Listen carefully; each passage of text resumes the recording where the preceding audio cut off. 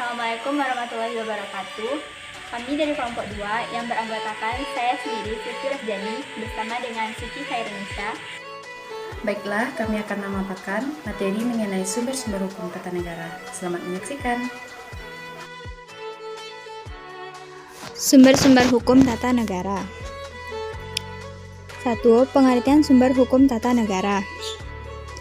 Secara umum, sumber hukum adalah segala sesuatu yang menimbulkan aturan yang bersifat memaksa. Menurut pakar hukum, 1. Menurut Triwulantutik, sumber hukum diartikan sebagai A. Sumber hukum dalam pengertian asalnya hukum, berupa keputusan yang dikeluarkan oleh penguasa yang berwenang pada masa itu. Yang B. Sumber hukum dalam pengertian tempat ditemukannya peraturan hukum yang dapat berupa undang-undang, kebiasaan, traktat, jurisprudensi, dan lainnya.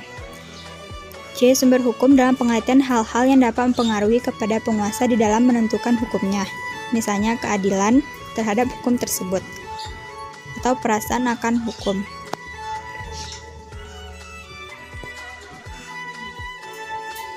Yang kedua, menurut Sudikmo Mertokusumo, pengertian sumber hukum dalam artian sempit yaitu A. Sebagai azas hukum, yaitu sesuatu yang merupakan permulaan hukum.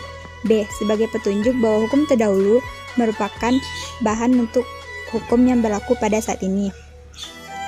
C. Sebagai sumber berlakunya, yaitu memberi kekuatan dan berlaku secara formal kepada peraturan hukum. D. Sebagai sumber dari mana kita dapat mengenal hukum. E. Sebagai sumber terjadinya hukum atau sumber yang menimbulkan hukum tersebut. Ketiga, menurut Junarto, istilah sumber tata negara dipandang menjadi 3 pengertian. A. Sumber dalam arti asal hukum tata negara yang berkaitan tentang kewenangan penguasa. 1. Adanya suatu peraturan hukum dikeluarkan oleh penguasa yang berwenang. 2. Adanya kewenangan yang menjadi syarat sah keputusan. 3. Kewenangan yang dimiliki oleh penguasa harus ada dasar hukumnya. B. Sumber dalam artian tempat, yaitu sumber yang membahas mengenai macam-macam jenis dan bentuk peraturan terutama yang tertulis. C. Sumber dalam artian sebagai hal-hal yang dapat mempengaruhi penentuan hukum tata negara. Artinya dalam menciptakan hukum positif harus memperhatikan berbagai macam faktor seperti keyakinan, rasa keadilan, dan lainnya. Yang ketiga, yang terakhir yaitu pasal 1 TAP MPR nomor 3/MPR/2000 tentang sumber hukum dan tata urutan untuk menyusun perundang-undangan. A. Sumber hukum adalah sumber yang dijadikan bahan untuk menyusun peraturan perundang-undangan. B. Sumber hukum terdiri atas sumber hukum tertulis dan tidak tertulis. C. Sumber hukum dasar nasional. Materi yang kedua yaitu sumber hukum material dan formil.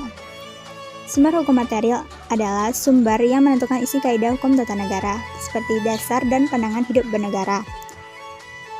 Yang B. Sumber hukum formil adalah sumber hukum yang dikenal dalam bentuknya. Materi yang ketiga yaitu sumber hukum tata negara, terdiri atas undang-undang, kebiasaan, keputusan hakim atau jurisprudensi, perjanjian internasional, dan yang terakhir pendapat ahli hukum.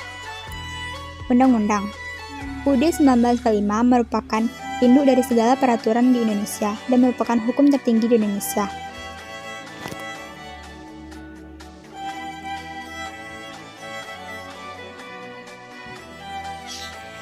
Yang kedua yaitu kebiasaan.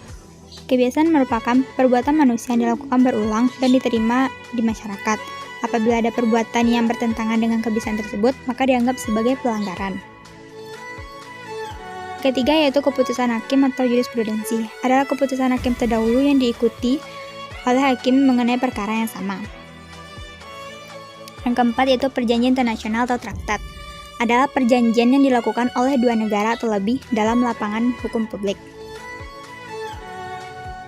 Dan yang terakhir yaitu pendapat ahli hukum atau doktrin.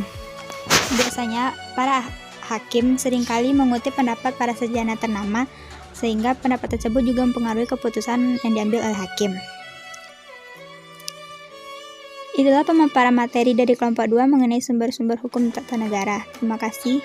Assalamualaikum warahmatullahi wabarakatuh.